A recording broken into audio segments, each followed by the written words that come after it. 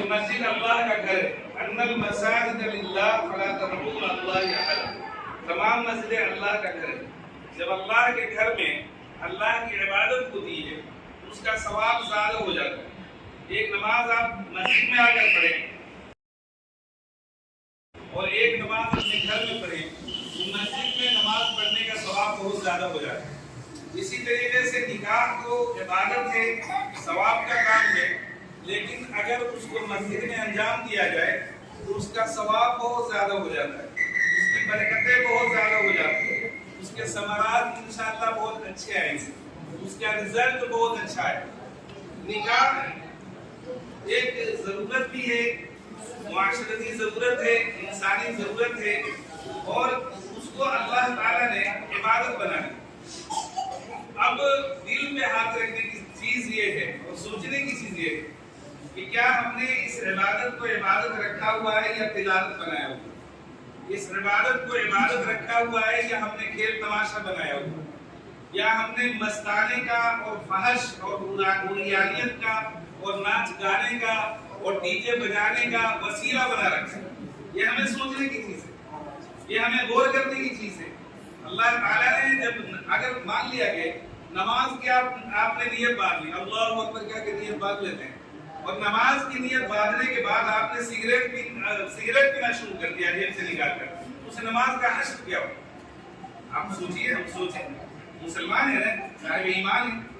اگر نماز کی نیت باندھنے کے بعد سگریٹ پینے سے نماز ٹوٹ جاتی ہے، نماز فاسد ہو جاتی ہے، تو نکاح کے تقریبات میں گناہ کرنے سے نکاح کی برکتیں ختم ہو جاتی ہیں۔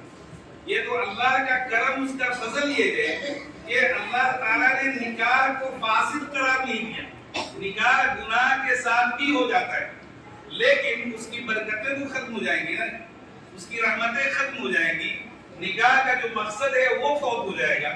نکاح کا مقصد کیا ہے؟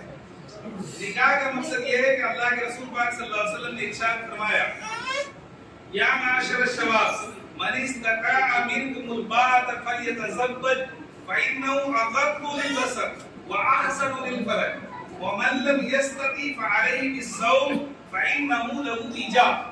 یہ حدیث ہے کہ اے نوجوانوں کی جماعت، عام طور سے شادی نوجوان ہی کرتے ہیں، بوڑھے وغیرہ تو بہت کم مجبوری میں کبھی کر لیتے ہیں ہمارے بہار میں، ہندوستان میں، نہیں تو زیادہ تر نوجوانوں کی شادی ہوتی ہے۔ اس لیے آقا علیہ الصلوۃ والسلام نے نوجوانوں کو یہاں مخاطب فرمایا اور فرمایا کہ اے نوجوانوں کی جماعت، تم میں سے جو نکاح کی طاقت رکھتا ہے اس کو چاہیے کہ وہ نکاح کر لے۔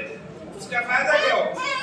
نکاح کا فائدہ ہوگا فإنه أغض للبصر، یہ نگاہ کو نیچی کر دیتی۔ نکاح کرنے سے انسان کی نگاہ جو ہے، نگاہ سے جو گناہ ہوتا ہے، غیر محرم کو تاکنا، جھانکنا اچھا لگتا ہے ایک عمر میں، تو وہ نگاہ نیچی ہو جاتی ہے، گناہ سے محفوظ ہو جاتی ہے نگاہ، ہماری نگاہ محفوظ ہے۔ وَأَحْسَنُ لِلْفَرْجِ، اور عزت، آبرو، ناموس، عصمت کی حفاظت ہو جاتی ہے۔ انسان جو ہے بدکاری سے محفوظ ہو جاتا ہے، یعنی میں برے لفظوں میں کہوں کہ انسان زنا سے محفوظ ہو جاتا ہے۔ یہ جو ہے بہت بڑا فائدہ ہے۔ ایک تیسرا فائدہ قرآن پاک میں سورہ نساء میں اللہ تعالیٰ سورہ بقرہ میں یہ ارشاد فرمایا وَابْتَغُوا مَا كَتَبَ اللَّهُ لَكُمْ، کہ نکاح کا مقصد یہ ہے کہ اللہ نے تمہارے مقدر کی جو اولاد لکھ دی ہے وہ نکاح کے ذریعے حاصل کرنے کی کوشش کرو، اس کے لیے اللہ سے دعا کرو۔ تو یہ نیک اور صالح اولاد کا حصول، یہ نکاح کا مقصد ہے۔ نگاہ محفوظ ہو جائے گناہوں سے، یہ نکاح کا مقصد ہے۔ عزت، آبرو، ناموس، عصمت ہماری محفوظ ہو جائے، یہ نکاح کا مقصد ہے۔ یہ برکتیں ہیں نکاح، اور بے شمار برکتیں، لیکن یہ مین چیزیں اللہ تعالیٰ نے اور ان کے رسول پاک صلی اللہ علیہ وسلم نے ذکر فرمائی، اور غور کریں تو بے شمار رحمتیں، برکتیں نکاح میں موجود ہیں۔ تو اس لیے ہم سب کے لیے لمحہ فکریہ ہے، نکاح جب عبادت ہے، اور اللہ نے عبادت بھی ایسی عبادت ہے، سنیے ابھی مغرب کی نماز ہوئی، وقت پہ نماز ہوئی، نیت باندھ کے اور سلام پھیرنے تک ہم نماز میں ثواب مل رہا تھا۔ سلام پھیرنے کے بعد وہ ثواب رک گیا، نماز سے نکل گئے، ثواب رک گیا۔ لیکن نکاح ایسی عبادت ہے کہ اللہ رب العزت اس کا ثواب اگر یہ 100 سال بھی نکاح کے بعد زندہ رہیں دلہے میاں تو 100 سال تک اس کا ثواب ملتا رہے گا، اگر اللہ کے حکموں پہ رہے 100 سال تک ثواب ملتا رہے گا۔ اٹھتے بیٹھتے لیٹتے چلتے پھرتے کھاتے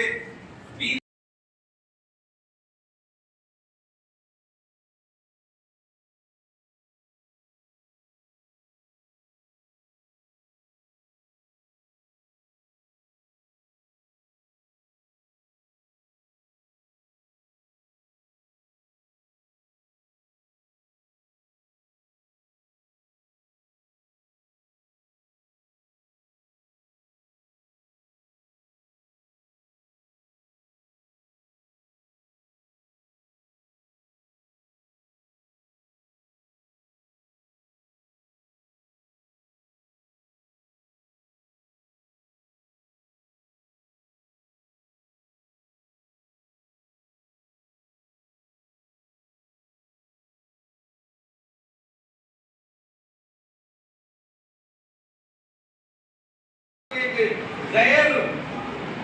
غیر قوم کی طرح، اور غیر قوم جو ایمان ہی نہیں رکھتی، جس کا ایمان قرآن پہ نہیں ہے، جس کا ایمان اللہ پہ نہیں ہے، جس کا ایمان قیامت پہ نہیں ہے، اس کی نقالی میں لگ گئے، اس کی نقل کرنے میں لگ گئے۔ مجھے تعجب ہوا، میں تو بھائی سیدھا سادہ ان تمام چیزوں سے الحمدللہ دور ہوں، لیکن میں دیکھ رہا ہوں بتانے والوں نے بتایا کہ ایک عجیب سی رسم چل پڑی ہے کہ مہندی کی رسم ہوتی ہے، سارے لوگ پیلے کپڑے پہن کے آتے ہیں۔ کیا کچھ ہے بھائی، کیا تماشا ہے، یہ کیا ہے؟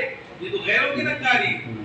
غیر اللہ نے آپ کو مکمل قانون دیا ہے، قرآن کی شکل مکمل قانون دیا ہے، کوئی ضرورت نہیں ہے کہ منہ مانگنے کی اور جھانکنے کی، بلکہ اسلام میں اور اللہ تعالیٰ نے آپ کو مکمل جو ہے قانون ہدایت دیا ہے۔ آپ شادی کریں، آپ کے بچے پیدا ہوں، آپ جو ہے باپ بنے، آپ دادا بنے، سب کے قانون موجود ہیں، سب کے بارے میں ہدایت موجود ہے۔ لہذا یہ دوسرے کی نقالی، توبہ کریں، اللہ کے گھر میں بیٹھے توبہ کریں کہ انشاءاللہ میں اپنے گھر سے اس رسم کو ختم کروں، یہ توبہ کرنے کی جگہ اس رسم کو ختم کروں۔ یہ کوئی بات نہیں، من تشبہ بقوم فہو منہم، بہت مشہور حدیث، من تشبہ بقوم، جو جس قوم کی شکل شباہت رسم رواج کو اپنائے گا، اللہ حشر کے میدان میں اسی کے ساتھ اس کو ملا دے گا، قیامت میں وہی جائے گا وہ۔ یہ کوئی معمولی کام ہے، 2 دن کی 4 دن کی اندھیری رات ہے، قبر میں جانا ہے، حشر میں جانا ہے، حساب کتاب دینا ہے، لوگوں نے تماشا بنا رکھا ہے۔ اس لیے نکاح عبادت ہے، یاد رکھو اللہ تعالیٰ نے اس کا حکم دیا ہے۔ میں نے آیت شریفہ تلاوت کی، اللہ تعالیٰ نے فرمایا انکحوا الایام منکم، جو جن کا نکاح نہیں ہوا ہے ان کے نکاح کراؤ، سب کے نکاح کراؤ، تمہارے ہیں ان کی بھی شادی کراؤ، اگر کسی کی بیوی فوت ہو گئی اس کی بھی شادی کراؤ، کوئی مرد مر گیا ہے اس کی بیوی بیوہ ہو گئی اس کی بھی شادی کراؤ، بغیر جوڑے کے مت رکھو، جہاں تک ممکن ہو سب کی شادی کراؤ، یہ اللہ کا حکم ہے۔ اور صالحین میں اچھا آگے ایک بات اور ہمارا وتیرہ یہ ہے، ہمارا طریقہ یہ ہو گیا ہے کہ پہلے ہم کیا دیکھتے ہیں، ہم میری بات پوری جو طلب ہے جس کو تھوڑا سنیں، میں نے مسجد میں اس لیے رکھا ہے کہ اللہ کے رسول کا حکم ہے کہ اعلنوا ھذا النکاح، اس نکاح کا اعلان کرو، واجعلوا فی المساجد، اور مسجدوں میں نکاح کا انعقاد کیا گیا۔ مسجد میں نکاح اس لیے مسجد میں رکھا ہے، حکم آقا علیہ الصلوۃ والسلام کے حکم جو ہے ایسے ہی ہم نے رکھا، اس لیے کہ یہاں پہ بہت ساری برکتیں حاصل ہیں۔ تو میرے عرض کرنے کا مقصد یہ ہے کہ نکاح جو ہے یہ ایسی عبادت ہے کہ زندگی میں ثواب ملتا ہے، اور اس کو ہم لوگوں نے غیر کی نقالی کرتے ہوئے اس کو ایک عذاب بنا دیا، اس کو ایک زحمت بنا دی، رحمت چیز کو زحمت میں تبدیل کر دی، اور بے انتہا پریشانی ہوتی ہے۔ شادی کے معنی خوشی، خوشی کو رنج و رنج، ایک پریوار پہ اتنا بوجھ ڈال دیا جائے کہ وہ بالکل اس کی زندگی تباہ ہو جائے، برباد ہو جائے۔ یہ کہاں کی مسلمانی ہے، کہاں کا ایمان ہے؟ جتنا مشکل نماز پڑھنا ہے اس سے زیادہ آسان نکاح کرنا، اس سے زیادہ آسان نکاح کرنا، خدا کی قسم علماء نے یہ لکھا ہے، جتنا مشکل نماز پڑھنا ہے اس سے زیادہ آسان نکاح کرنا۔ لیکن ہم نے جو رسم و رواج کی پابندی کریں، مسلمان رسم و رواج کی پابندی کرنے نہیں آیا، دنیا میں مسلمان کتاب اللہ اور اللہ کے رسول صلی اللہ علیہ وسلم کے طریقے کی پابندی کرتے آیا ہے. یہ کیا طریقہ ہے کہ آج کی دنیا میں یہ ہوتا ہے، آج کے وقت میں یہ ہوتا ہے. یہ تو مردوں نے سپر ڈال دیا، یہ عورتوں نے گناہ میں گرفتار کیا، مردوں نے بالکل سر جھک کر سلام کر لیا، زیر ہو گئے. ان کو چاہیے کہ مالک ہیں وہ، مختار ہیں، اللہ نے قوام بنایا ہے، الرجال قوامون علی النساء، قوام بنایا ہے، تو لہذا ان کو فیصلہ لینا چاہیے. ایک بات یہ. دوسری چیز یہ ہے، میں یہ عرض کر رہا ہوں کہ ہم لوگ جب رشتہ طے کرتے ہیں تو اللہ کے رسول پاک صلی اللہ علیہ وسلم نے ہمیں معیار دیا ہے کہ رشتے میں کس چیز کو ترجیح دی جانی چاہیے. رشتہ جب دیکھیں، کوئی لڑکا تلاش کریں یا لڑکی تلاش کریں تو کس چیز کو ترجیح دیں. آقا علیہ السلام نے فرمایا تم جو المرأۃ لأربع لمالها ولجمالها ولحسبها ولدينها فاظفر بذات الدين تربت یداک. فرمایا کہ 4 وجہوں سے عام طور سے نکاح کیا جاتا ہے. یا تو مال کی لالچ، یا پھر بہت حسین اور خوبصورت لڑکی ہے، کچھ بھی نہیں دیکھا، صرف حسن پہ فریفتہ ہو کر اور نکاح کر لیا، شادی کر لی. یہ بھی ہوتا ہے. کبھی ہوتا ہے کہ بولے حسبیہ، بہت اونچے خاندان کی ہے، رشتہ جڑ جائے تو میرا بھی نام ہو جائے گا، میں بھی بہت مشہور ہو جاؤں گا. ایسا بھی ہوتا ہے.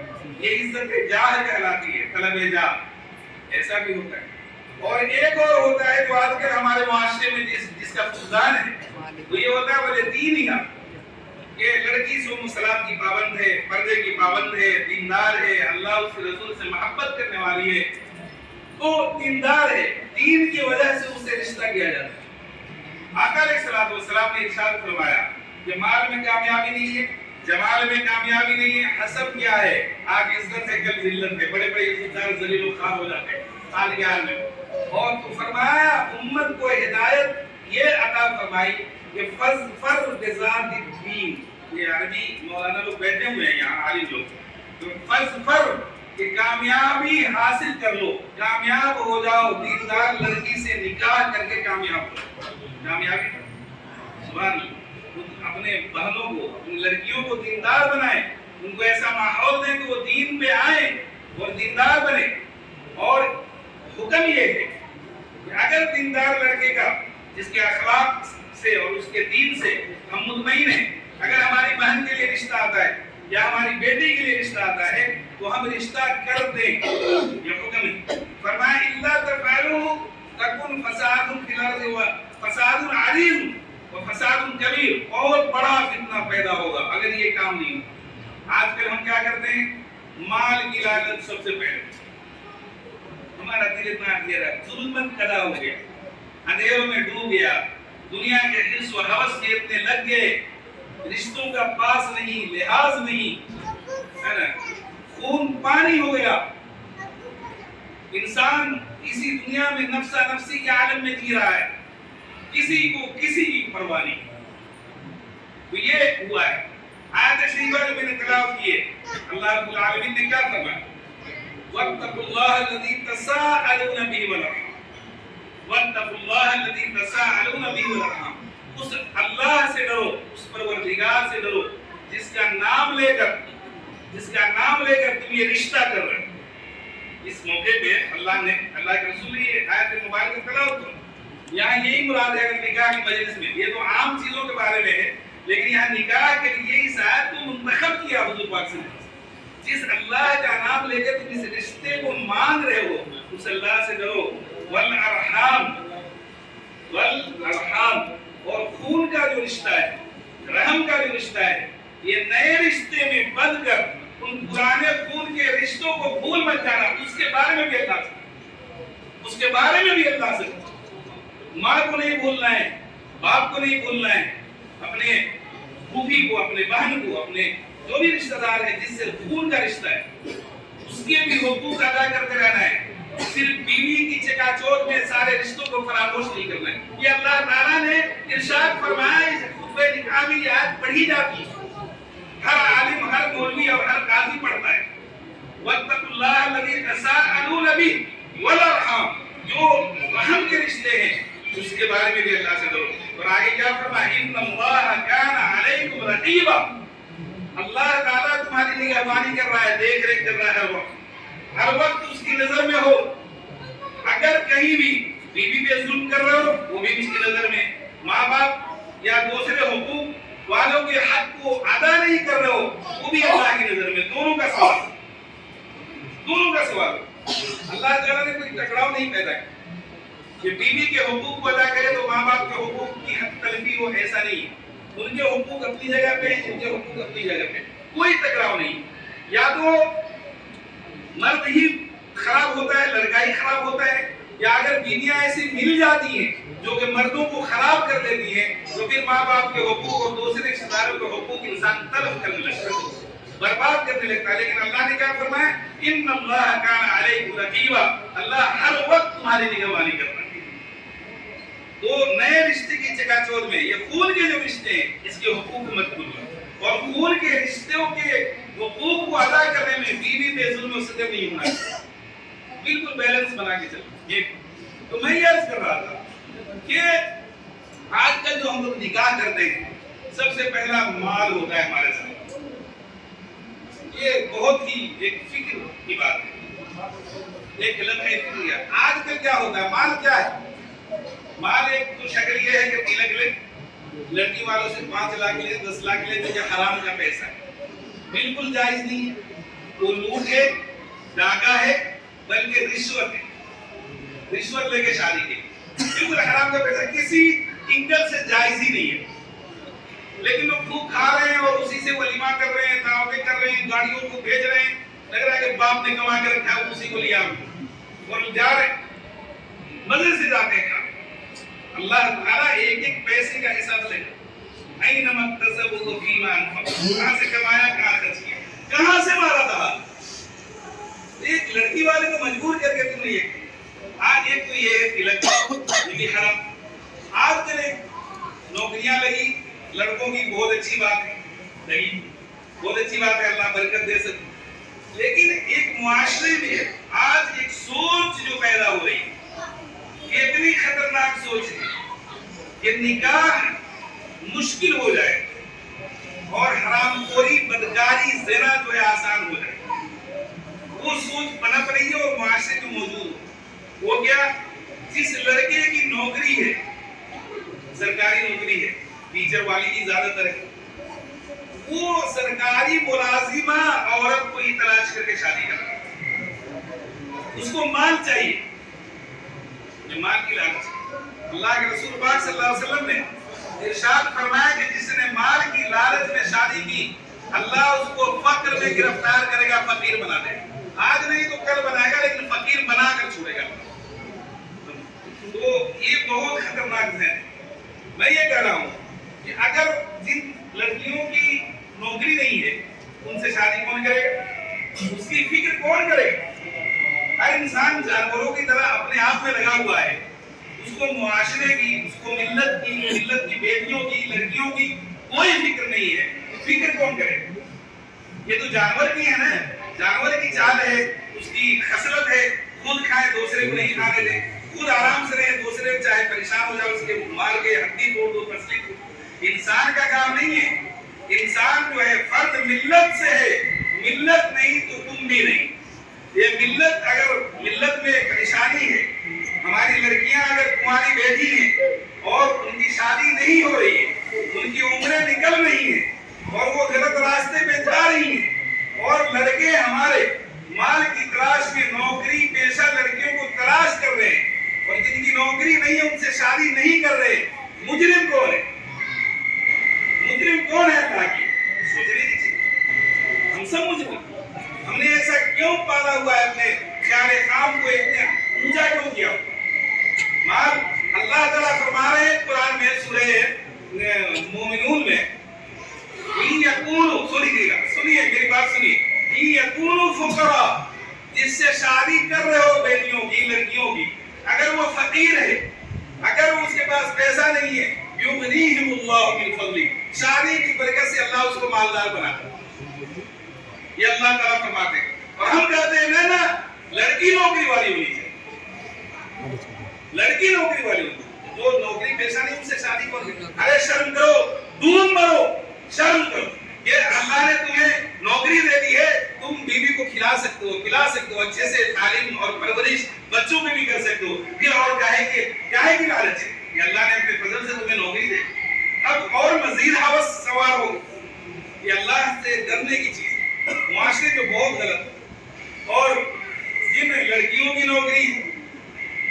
نوکری لگ گئی، الحمدللہ اب کہاں تک جواز اور عدم جواز کی میں یہاں بات نہیں کر رہا ہوں، لگ گئی کون مانتا ہے، کہیں گے مولوی آیا ایک بول کے چلا گیا، وہ ایک الگ بات الگ موضوع ہے۔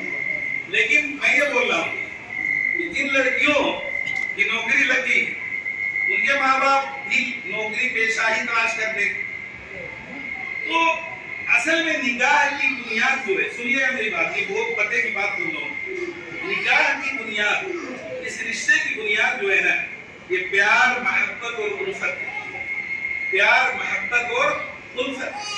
اگر پیار نہیں ہے، محبت نہیں ہے، مودت نہیں ہے، الفت نہیں ہے تو رشتہ بیکار، رشتہ نہیں چلتا۔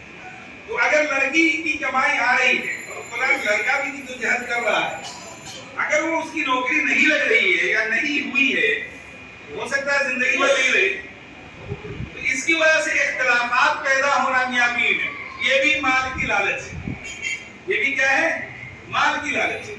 جب اگر لڑکی کا پیسہ آ رہا ہے، وہ اگر میاں پہ خرچ، ضروری نہیں ہے اس کے لیے شرن ضروری نہیں ہے کہ وہ خرچ کرے، لیکن خرچ کر دیتی ہے تو کوئی بات نہیں، لیکن وہ بھی چاہتی ہے کہ ہم سے اچھی نوکری والا کوئی لڑکا مل جائے، یہ بھی مال کی لالچ ہے۔ تو مال کی لالچ سے شادی کرنے سے نقصان یہ ہے کہ اللہ تعالیٰ جو ہے آج نہیں تو کل اس کو فقر میں گرفتار کرے گا، اور جو صرف حسن کو دیکھتے ہیں، خوبصورتی کو دیکھتے ہیں اور کچھ نہیں دیکھتے، دین نہیں دیکھتے، اللہ کے رسول صلی اللہ علیہ وسلم فرمایا اللہ اس کو فتنے میں گرفتار کرے گا۔ گھر میں بیوی موجود ہے پھر بھی دوسری جگہ آنکھ کا گناہ کرے گا، دوسری جگہ دل کا گناہ کرے گا، اور ہو سکتا ہے کہ بدن سے بھی گناہ کر سکتا ہے اگر دین نہیں دے گا، صرف حسن و جمال دے گا۔ اور اگر عزت کمانے کی خاطر شادی کی تو اللہ اس کو ذلیل و خوار کر دے۔ میرے بھائیوں، میں یہ کہہ رہا تھا کہ اللہ تعالیٰ نے نکاح کو عبادت بنایا، ہم اس کو عبادت رکھیں۔ تلک جہیز جو دیا گیا ہے، لڑکی کو دیا ہے، جہیز پہ لڑکے کا کوئی حق نہیں ہوتا، یہ بھی سن لیجیے مسئلہ، جہیز پہ لڑکے کا کوئی حق نہیں ہوتا۔ آئیے بائک اور چار چکا تو لگ رہا ہے کہ پتہ نہیں کیا ہو رہا ہے، چار چکا مانگتے ہیں، شرم نہیں آتی ان لوگ، چار چکا مانگتے ہیں بھائی، بائک مانگتے ہیں، چار بائک بھی مہنگی بائک مانگتے ہیں۔ ارے خود مرد ہو یار، شرم کرو، کماؤ اور پھر چڑھو اس پہ، کما کر خریدو۔ لڑکی والا کہا تمہارے باپ کہاں سے دے گا، کہاں سے دے گا؟ کون لڑکا ہے، کون؟ یہ بہت بڑا معاشرے کا مجرم انسان، اس کے یہاں کھانا نہیں کھانا چاہیے، اس کا بائیکاٹ کرنا چاہیے، سوشل بائیکاٹ کرنا چاہیے۔ تو یہ کریں گے تو معاشرے میں دین آئے گا نہیں۔ اللہ رب العالمین جو حالت میں ہم کو رکھے پانا، بڑے اوقات سے رکھا ہے مسلمانوں، یہ بے عملی بدعملی، اس سے آپ کیا چاہ رہے ہیں کہ آپ کو حکومت مل جائے گی اور آپ کو جو ہے اقتدار مل جائے گا۔ ارے ہمیں تو جینا نہیں آ رہا ہے، ہم تو ظلم پہ ظلم کیے جا رہے ہیں، قہر پہ قہر کھائے جا رہے ہیں، اور چاہ رہے میں حاکم بن جاؤں، میرے پہ حکومت آ جائے، میں طاقت میں آ جاؤں۔ اللہ طاقت میں اگر اس موجودہ مسلمانوں کو رکھے گا نا تو اور ظلم کرے گا اور بدمعاشیاں کرے گا۔ تو اللہ نے بڑے اوقات میں رکھا ہے، ہر وقت ڈر اور خوف کے ماحول میں رکھا ہوا ہے، جب کیا کر دیا جائے ہمارے ساتھ کچھ پتہ نہیں ہے، لیکن ہم گناہ نہیں چھوڑے۔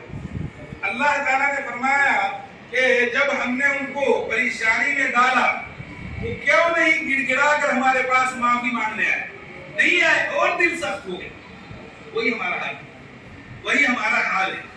اس لیے ضروری یہ ہے کہ بھائی نکاح عبادت ہے، اس کے عبادت ہی رکھیں، اور نکاح میں یہ فضول خرچیاں اور یہ بے جا رسم، غیروں کی نقالی، خاص طور سے غیروں کی نقالی، تلک لینا غیروں کی نقالی، جہیز میں نے بتایا کہ وہ بھی ضروری نہیں ہے بلکہ ثبوت ہی نہیں ہے، ثبوت نہیں ہے۔ حضرت فاطمہ رضی اللہ تعالیٰ عنہ کے بارے میں جو آتا ہے کہ یہ دیا، وہ کیا تکیے دیے اور گدے دیے، وہ اس لیے آقا علیہ السلام نے دیے کہ حضرت علی رضی اللہ تعالیٰ عنہ آپ کی پرورش میں تھے، اور آپ ہی گویا کہ ان کے باپ تھے، آپ ہی نے پالا پوسا تھا، تو بیٹا بنا کے مربی تھے آپ، تو پھر ان کا انتظام نہیں تھا، آپ نے بطور مربی کے پرورش کرنے کی وجہ سے آپ نے ان کو دیا، نہیں تو بقیہ جو 3 صاحبزادیاں ہیں آپ صلی اللہ علیہ وسلم، किसी के बारे में सुकून नहीं कि आपने जहेज दिया।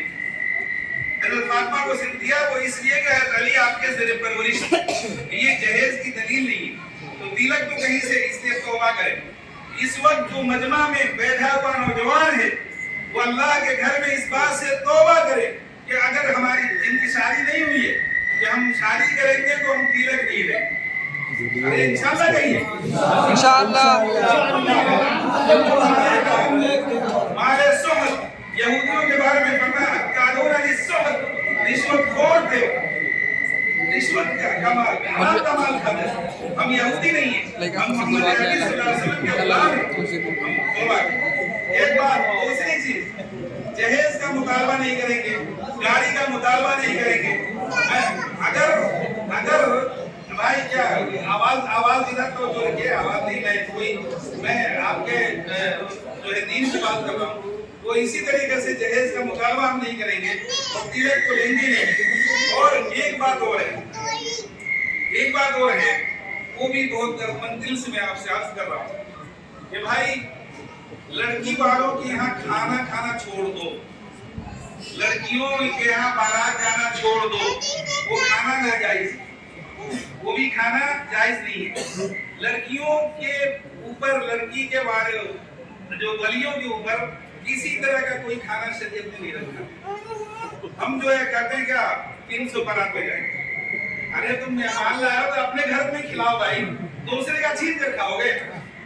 नहीं, मेहमान बुला रहे हो तो अपनी यहाँ पकवाओ खिलाओ। दूसरे के यहाँ जाकर कर दो 300 बारात लाएंगे, 250 बारात लाएंगे, ये बहुत बुरा तरीका, ये भी गैरों की नक्काली है, ये भी काफिर गैर कौम की नक्काली।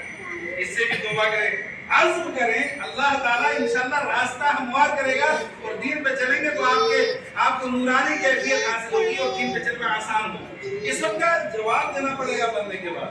ऐसा नहीं है कि मैं खाली बकवास कर रहा हूँ, जवाब देना पड़ेगा। अल्लाह के यहाँ पेट खाना छोड़ दीजिए, बारात जाना छोड़ दीजिए, बारात नहीं जाए, वलीमा खाइए। वलीमा के लिए अगर अल्लाह ने दिया है तो आप कह सकते, वो भी जरूरी नहीं है, लेकिन वलीमा मसनून है। अगर अल्लाह ने इस्तिताअत दी है, ताकत दी है, वलीमा खाइए लड़के वालों के यहाँ। लड़की वालों पे कोई भी जिम्मेदारी नहीं है, माने कोई भी परेशानी नहीं है, न लड़की वालों पे है और न लड़की पे। इसलिए मैंने चंद बातें अर्ज की हैं। अल्लाह करे अल्लाह में अमल की तौफीक अता फरमाए और हम सबको पक्का सच्चा मुसलमान बनाए और इस्लाम पे मुकम्मल अमल की तौफीक है ना। तो ये तो बहरहाल काफी चीजें मैंने कह दी, अगर कोई चीज बुरी लगे मुझे माफ कीजिएगा, लेकिन मैंने कोशिश की है कि सारी चीजें मैं कुरान हदीस से ही लेकर अर्ज करूं और मैंने कोशिश की है। अल्लाह में अमल की तौफीक अता फरमाए।